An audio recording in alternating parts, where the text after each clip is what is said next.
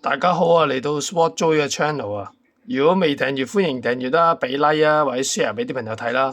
咁啊，其實今日咧，熒光幕前面有兩隻錶咧，咁但係其實今日咧就唔係講錶嘅，咁亦唔係話呢兩隻錶會賣嘅。咁啊，有感而發啦，近期遇到一啲嘅奇怪嘅人士啦。咁啊，其實之前呢段片咧，其實都諗咗想拍好耐嘅，其實。即係未遇到啲怪客之前咧，都想拍好耐嘅。咁啊，但係有啲某啲原因啦，又唔想話講得咁白啦，咁啊又唔想拍啦。咁啊近排咁啊遇到啲事啦，咁啊不如拍一個片，即係一次再清楚解釋啦。咁啊一啲19號嘅，我哋稱之為19號啊嘅客人咧，或者一啲買家咧。咁就唔好自己對號入座啊，或者係最好就 skip 咗呢段片啦。咁啊，呢啲主要都係表達翻，即係自己都喺個網上啊叫做啊都賣錶，我諗都賣咗差唔多，我諗接近有20年啦。咁啊，由早期嘅雅虎啦，當年就好興雅虎啦。咁啊，再早期啲其實 eBay 啊，eBay 其實就主要係睇嘢啊、買嘢多嘅。咁啊，好似就未試過喺 eBay 度買錶嘅。咁啊，其實早期就我諗喺06、07咁上下啦，05咁上下啦。咁啊，最早期嘅雅虎啦。咁啊，之後雅虎就收咗檔啦。咁啊，Hong Kong Discount 啦。咁啊，當時都講緊係2006、2007啊，或者係2010幾年初，大概呢段 around 呢10年咁上下咧，其實 Hong Kong Discount 嚟講咧，都幾活躍㗎，即係都幾多嘢睇嘅。當時我比較中意睇IWC 啲群組啊，Panerai 群組都好熱鬧嘅當時。咁啊，如果有睇我之前嘅片嘅網友都知啦，我就比較都中意玩 Panerai 嘅，亦賣 Panerai 比較多嘅。咁啊，而家都係好中意嘅，即係而家都想揾翻啲自己以前一路留意緊嘅 Panerai，有啱價錢啊，啱 condition 都會買嘅。咁啊，其實點解要拍呢段片咧？咁啊，其實自己都買咗錶一段時間啦，咁啊都遇到唔同嘅叫做買家啦，咁有啲就成為咗錶友啊，甚至成為咗朋友啊。咁有咩嘅消息啊，或者有咩嘅關於錶啊各方面嘅交流咧，都會盡量交流嘅。咁啊，其實遇到都好多奇怪嘅人嘅。咁啊，首先點樣講一啲奇怪嘅人啦？我稱之為一啲叫19號客人啦。咁啊，近排啊好得意啊！近排有一個咧，咁近排我即係近呢幾年啦。咁啊，因應個潮流啦，咁我以前不嬲都唔拍 YouTube 片啊，唔會用即係唔用片去介紹手錶啊。主要嚟講而家嘅手錶啦，就主要都係擺Facebook 啊、Carousel 啊，咁啊 IG 都有啲嘅。咁啊近呢幾年開始拍片啦，咁啊留低咗電話啦。咁啊有啲客人都好得意嘅，有啲咧直頭咧，我覺得咧唔知係咪而家網上嘅資訊太發達咧？被餵養啊！即係好多時咧，佢 post 都唔睇。總之個 post 寫得好清楚嘅嘢，例如錶嘅大細啊，例如價錢咧，佢都唔睇嘅，直接就 WhatsApp 你哦，咩價錢啊？賣咗未啊？即係我成日覺得作為一個買家咧，其實係有責任咧睇清楚個 post 嘅，即係你買緊一樣嘢唔係平嘅嘢嘛，咁你應該係了解清楚嘅。咁啊〜我覺得有時問咧都唔係問題嘅，但係答咗一次兩次就成日都 WhatsApp 嚟，呢隻錶咩價錢？其實所有嘅 post 一定係標咗價錢喺度噶啦。咁啊，跟住近排佢又問一隻錶啦，咁啊嗰個客人唔好自己對號入座啦。咁啊問咗一隻錶啦，咁啊問完一輪嘢之後，咁又講話自己同邊個網上好出名嘅賣錶嘅買咗幾隻錶啊，又話喺太子某某嘅錶行又廣華街嗰啲啊又買過錶啊，咁啊自己又玩好多金錶啊，跟住又 send 啲金錶嚟俾我睇啊，又買咗啲乜買咗啲乜啦。咁我話你係咪有興趣啊？咁如果有興趣啱個價錢，咁咪大家約交收咯嚇。清清楚楚咯。咁佢話我第一次同你交收喎，我都會小心啲。我話小心啲唔緊要，你咪 check 清楚咯，冇問題㗎。你咪睇清楚 post 啊，睇清楚嗰段片，嗰隻錶嘅配件啊、condition 啊，咁啊咪留個電話，咪即係咪直頭約出嚟交收咪 OK 咯。跟住講完一大輪之後咧，咁咧佢又話留翻俾你啲熟客睇咗先啦，我唔急嘅。我唔急買嘅，咁咪 OK 啦。即係其實都有啲奇怪咯。即係問完一大輪之後，又話自己唔急買。咁其實之前都問過幾次㗎啦，成日都係問話一係就隻錶有冇標晒價錢，又問隻錶幾多錢。我話個 post 上面寫咗價錢㗎喎。咁有啲錶唔係賣，其實都講咗唔係賣，純粹分享。佢又問話隻錶係咪賣㗎，幾多錢喎？咁其實都即係有啲棘棘地㗎啦。咁啊〜隔咗一排啦，咁啊又 WhatsApp 我，又話你嗰隻錶同一個款，我係全新錶嚟嘅喎，我本身賣緊有卡嘅喎，咁啊 po 咗同一個系列，但係唔係好同款嘅，咁又話人哋賣平少少喎，單錶嚟嘅喎，咁我心諗大家你都冇得比較咯，一隻單錶同一隻有卡嘅有保養嘅。咁我話你邊度平咪邊度買咯，其實我都知佢有啲咩料㗎啦。咁啊咁啊婉拒咗啦，咪叫到即情又同佢講話邊度平邊度買咪得咯，都唔緊要啊。咁近排又隔一隔又 WhatsApp 嚟喎，又話喺網上睇到段片喎，半年前咁上下啦，又係單錶嚟喎，仲買平啲喎。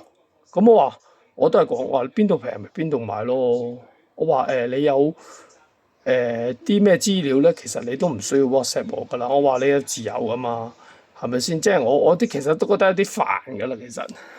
咁啊跟住又夜晚 WhatsApp 嚟喎，又話 show 佢啲錶有啲乜乜錶，又話幾多錢，又乜又乜。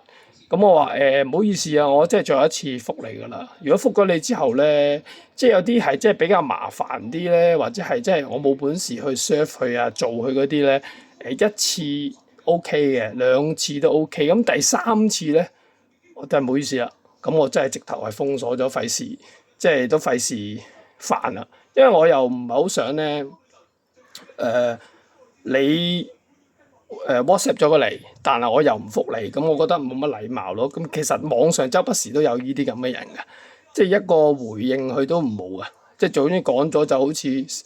乜都冇就算㗎啦，即係其實大把呢啲人嘅好多嘅，咁當然有好多都大部分都好好嘅嚇，冇乜問題嘅，問嘢咪照問咯，係咪買冇所謂，我成日覺得咁啊，我直頭即係都其實近呢幾年咧都我諗近呢5、6年咧，我諗佢係第3個俾我 block 咗佢咧，即係直頭都冇本事serve 佢啊，或者做佢嘅叫做客啦，咁啊。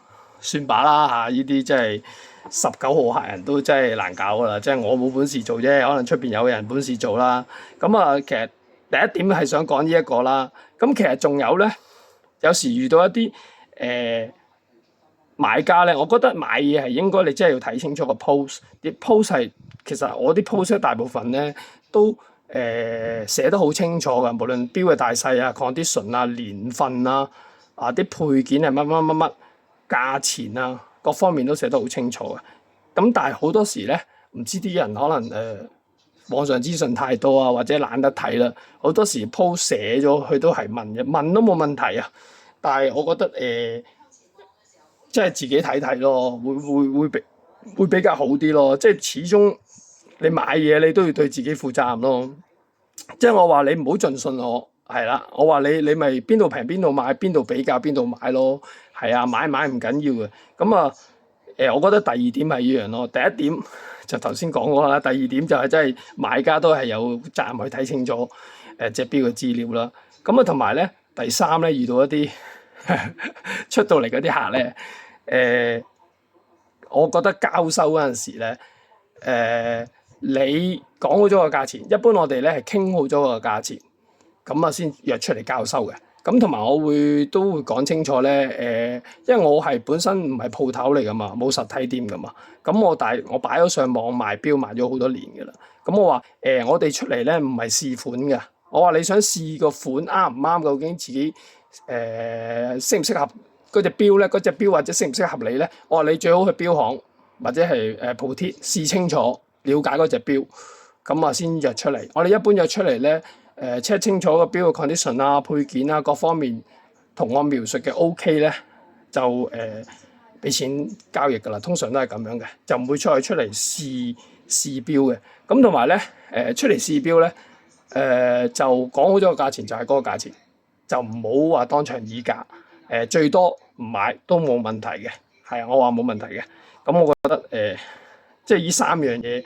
係緊要咯，咁同埋咧近排又遇到咧 Facebook 好得意啊，咁我覺得網上買同賣都好咧，而家騙徒好多，即係以前嘅支票黨啦，用支票入數嗰啲啦，咁呢啲當然呢啲舊嘅嘢啦，咁近排我喺 Facebook 都遇過一啲咧，講好咗可以唔使面交添，咁我哋 PayMe 或者 FPS 咯，咁咪話我俾個 Facebook 你俾錢得唔得啊？咁我以前都未試過，咁近排試過一次喎，Facebook 俾錢喎，好奇怪喎，跟住又話叫你留低電話入去 Apps 上，我咁樣逢親咁樣，你真係要小心啦。點解咁講咧？去想套你個人資料啊！我諗新聞都有講過噶啦，所以喺網上咧，所有嘅私人資料咧，無論銀行密碼呢啲咁私隱嘅嘢啦，甚至邊間銀行咧，都盡量咧。就千祈唔好話人哋俾條 link 你，跟住咧就俾啲資料佢，你好容易賴嘢嘅。所以盡量咧都係面交，係啊，所以我大部分嘅嘢都係面交噶。咁有啲個別可能有啲可能之前買啲波爾錶幾千蚊，真係試過幾次。話有啲人寄台灣又試過，澳門我又試過，香港用順豐俾佢都試過，佢信得過我啦。咁我多謝佢先啦嚇。咁其實我盡量都希望面交嘅，咁起碼一來冇寄失嘅風險啦，二來嚟講咧，咁大家就可以傾下，咁交個錶友都我覺得 OK 嘅。咁近排又遇到啲咁奇怪嘅嘢啦，咁同埋嚟講咧，一般我想講咧，我買錶咧，我個價錢嚟講咧係research 過個 market 嘅，即係唔會立亂開，特別話我特別係唔中意咧譬如假設個 market 嗰隻錶係5萬蚊嘅。咁我有啲人可能有啲買家咧會覺得將佢 mark 高少少，預你還價。但係我一般賣咗錶咁多年咧，我都係貼住個市場，係5萬就大概5萬。講價係可以嘅，1000幾百咯，就唔係一嚟就話打個9折啊8折嗰啲咯，咁就唔好搞咯。所以我啲 post 大部分寫到明㗎啦，即係大幅議價、無無聊聊咁樣嗰啲啊，冇心又唔知想點嗰啲咧。就最好唔好搞啦。咁希望無論買同賣咧，都大家最緊要係開心，即係唔好話有啲不愉快嘅嘢。我成日覺得，即係買錶呢樣嘢咧係開心嘅事嚟嘅。你買，你有責任去睇清楚。